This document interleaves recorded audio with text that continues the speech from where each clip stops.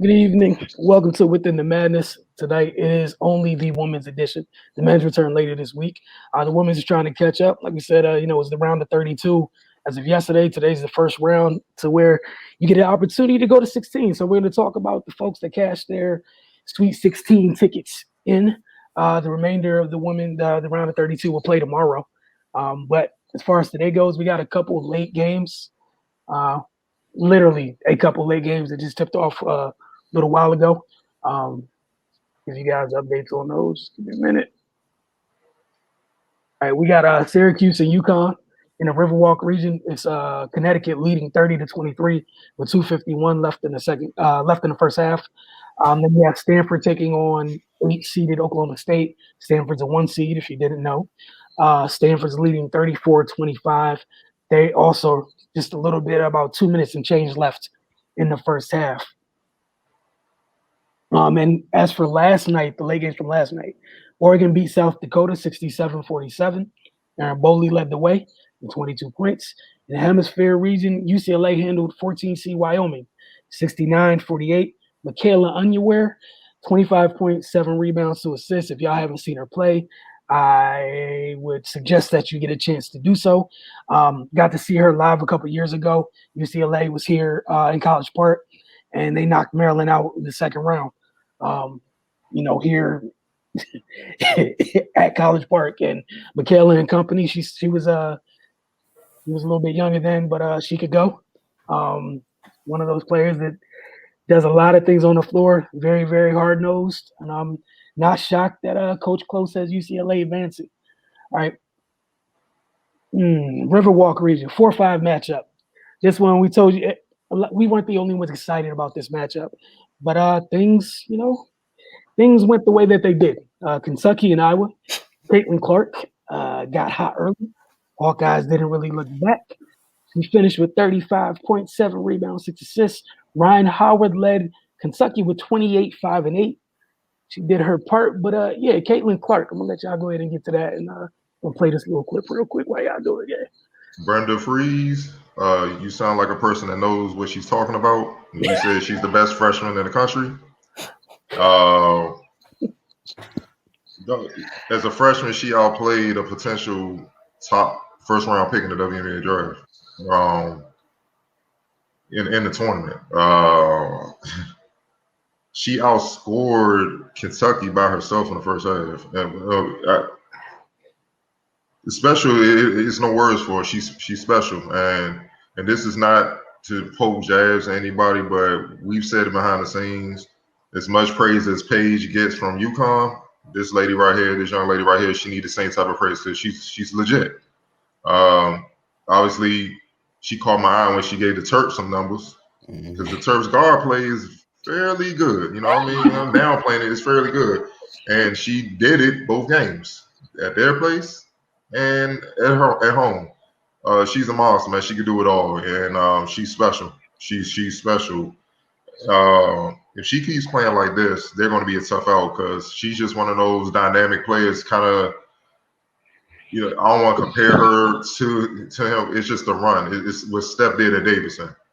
They obviously didn't have the talent to bang with the high majors, but he was so cold it didn't matter. You know what I mean? And she's showing herself to be that cold, man. She's special, and that's why they're moving on, man. I don't even need to see any more stats, none of that. Caitlin Clark, there you go. That's why they won. Right.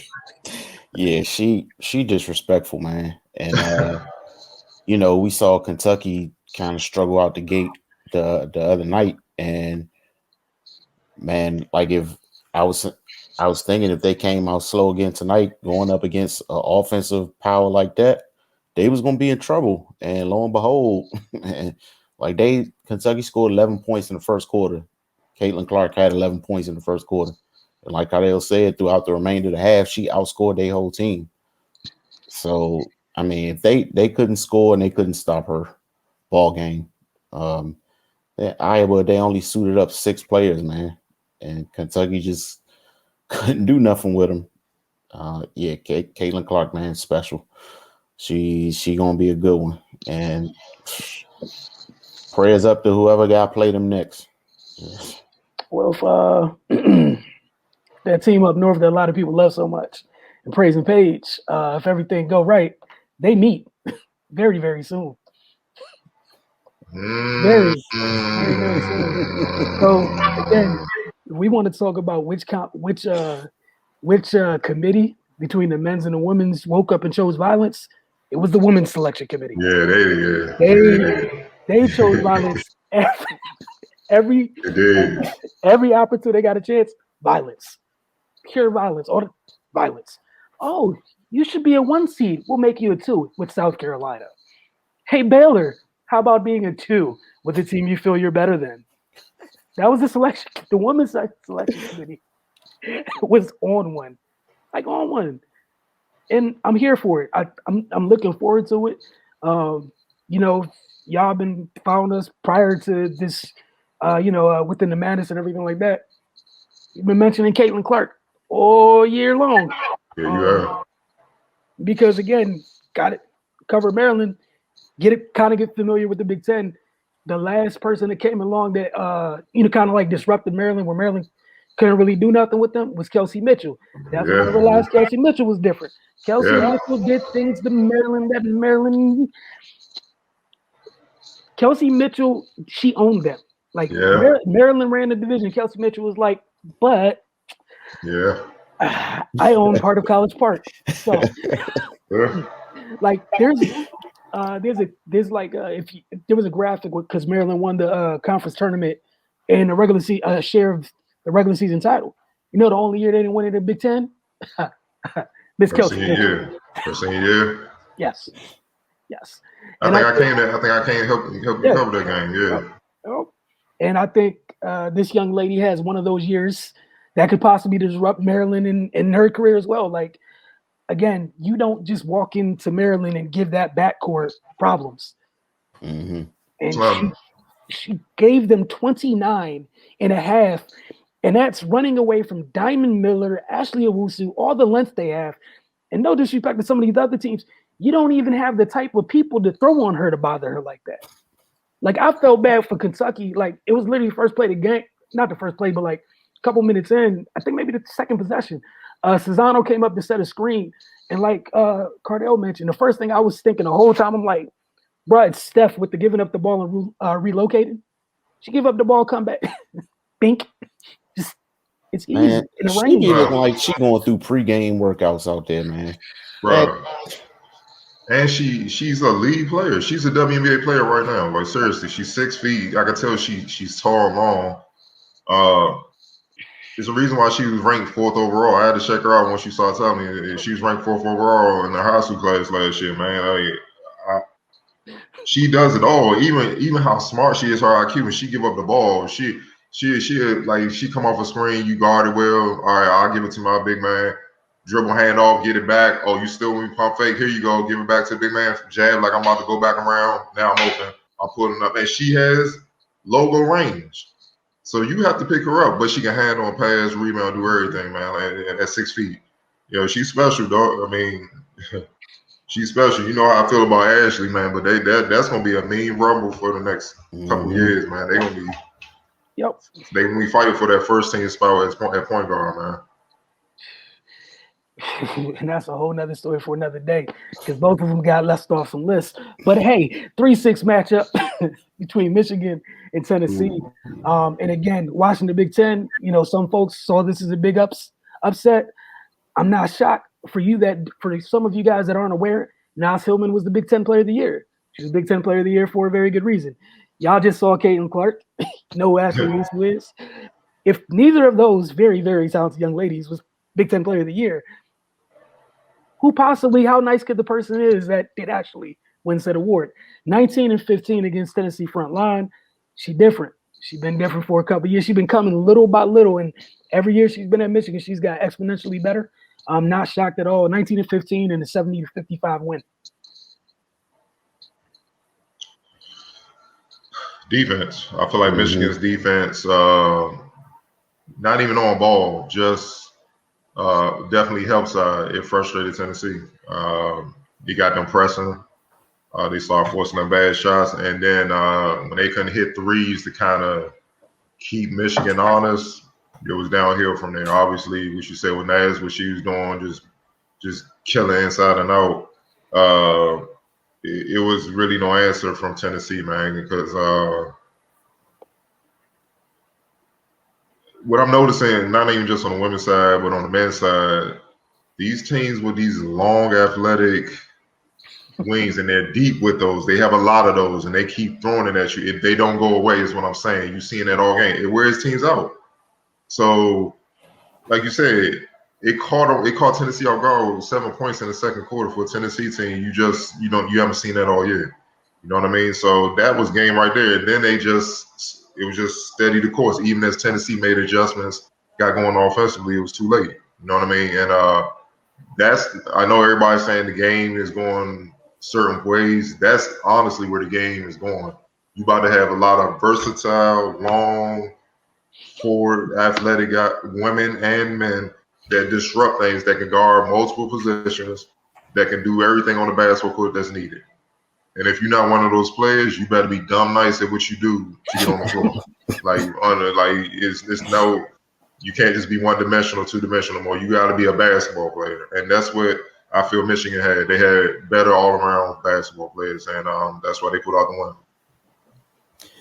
Yeah, man, they versatility on defense, mixed with Nas Hillman, just like when you got a team that's well rounded like that and can lock down, but then you got somebody on the other end that can for sure get you points.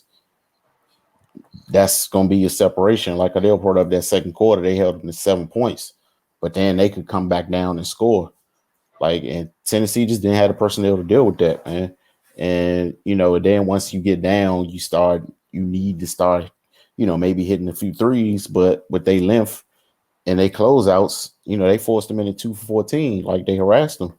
And it's just difficult, man. Once you get down on the team that's strapped like that, and then can go on the other end and be efficient as well, it's pretty much game over from that point, because you're gonna need to depend on them to fall off and play for you to get back in the game, or you just gonna need to get super hot, which is extremely difficult against a team to defend. So yeah, man, I was case closed on that one, man. Once they strapped them up in that second quarter, they couldn't fight back. All right, staying with that theme of teams with that type of length on the wing and just everywhere. Baylor, they're a 2 seed for a reason. Could have argued about them possibly being a 1. That's the thing. Almost every 2 seed in this tournament, you could have made a case for them to be a 1.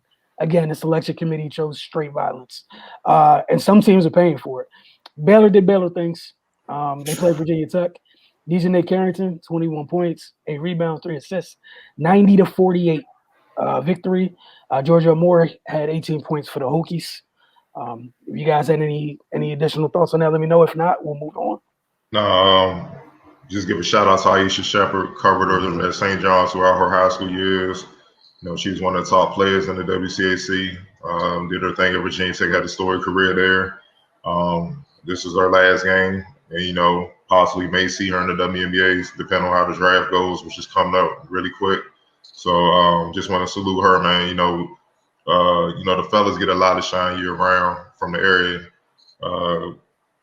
We trying to get to the point where we are automatic on the women's side as well, not just on the college level, but more so on the high school and pro level, man. Because she's definitely one of the best that has came out of the area in the last few years for sure. All right. On to the Mercado region. North Carolina State. They ended up in a little bit of a battle with 8 seed South Florida, but Jakia Brown-Turner led the Wolfpack to a 79-67 win. She finished with 19 points, 4 rebounds, and 2 assists. I don't think anybody here is surprised by North Carolina State, but any comments from you guys? I mean, it's a constant theme, man. We see a team have a bad 10 minutes, and that's all she wrote.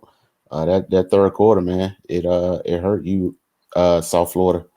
It was other than that, it was virtually even game. But NC State dug in coming out from the half, and it was a wrap from there. They had a balanced attack, 5 players in double figures. And like you said, Wilson, it's no surprise. We saw the work they was doing the entire season. And yeah, man, USF, they fought, but they just didn't have the horses to run with them. Free throw shooting. That meant that South Florida couldn't guard. They either couldn't guard NC State or they were guarding with their hands. NC State got 11 more attempts and they made 11 more free throws and they won by 12. That's game right there. All right.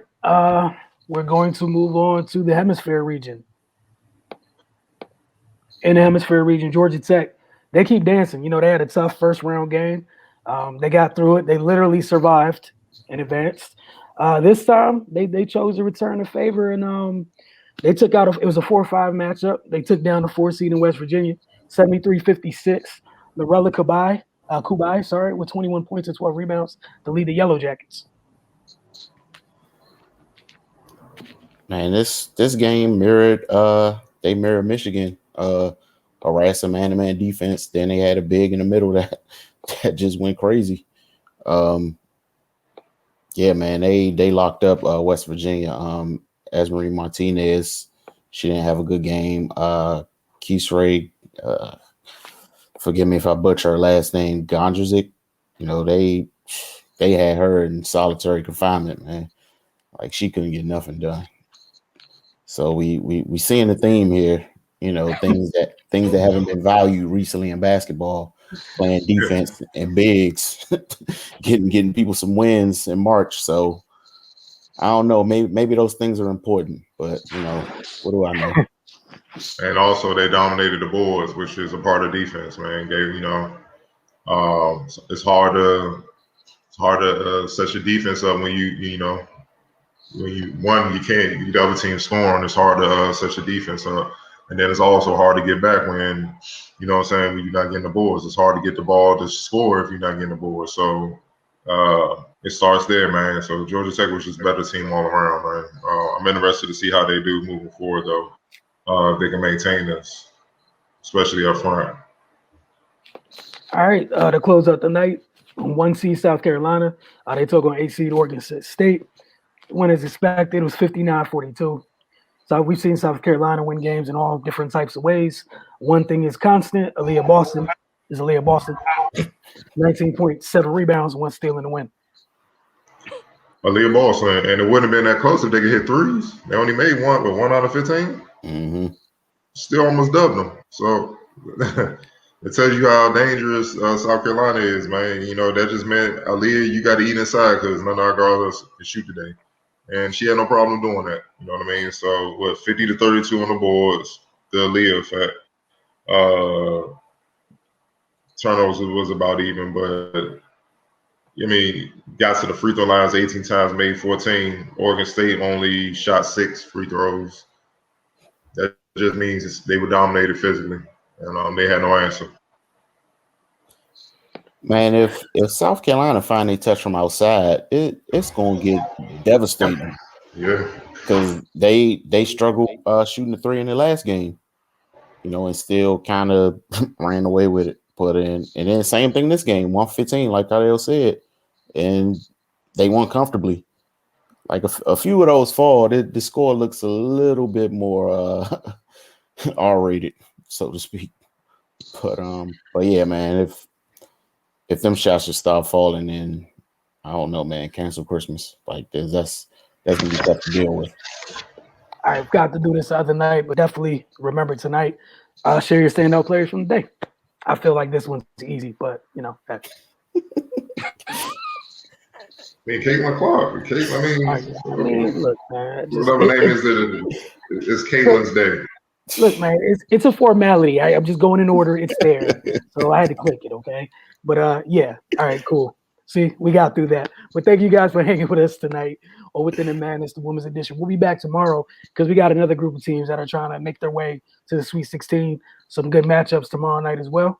Looking forward to it. And, you know, if Connecticut does their job, some of y'all going to get everything y'all wanted. You know, that page, that Beckers-Clark thing will be happening pretty soon. So we'll see what happens. And I'm here for all of it. Like I said, I'm so grateful the selection committee chose violence because in most of these regions, the 1 seed has a really tough 2 seed that you low-key don't really want to deal with. Or, you know, you're going to have to just being honest, like some of those matchups is like contrasting styles. Styles make fights. They chose violence. Selection committee, you did a great job. I need this every year. You did a spectacular job. Because some of these teams, you had to work just to get to the Elite Eight. You had to work, like depending on how things fall. That battle to get to the Final Four might be really who you see, or it might just be wars from here on out, which we're all here for. That's all anybody can ask for. But y'all have a great night. See you tomorrow night for Within the Madness on the women's side of the brackets.